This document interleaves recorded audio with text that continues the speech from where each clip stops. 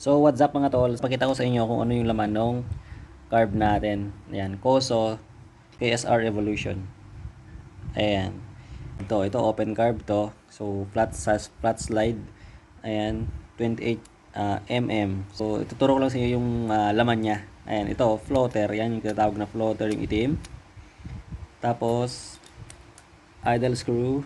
Ayan, idle. Ito yung pagka kinokontrol mo yung minor mo, kung gusto mong pataasin, pababain, ayan, ito ikot lang yan.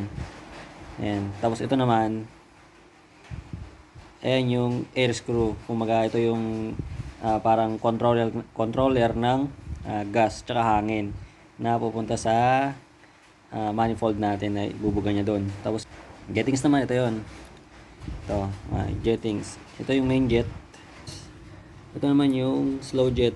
Ayan. So may mga sukat-sukat din yan guys, may mga sukat-sukat yan, kaya kailangan mo talagang itono yung carb mo sa magandang jettings. Okay, so gawa tayo soon ng tutorial niyan kung paano magtono. Okay, ito yung placement ng main jet. Ayan, ang most ng sukat niyan is 100 plus. Ito 135 itong nakalagay sa akin. Ayan, tapos ito 38. Ayan.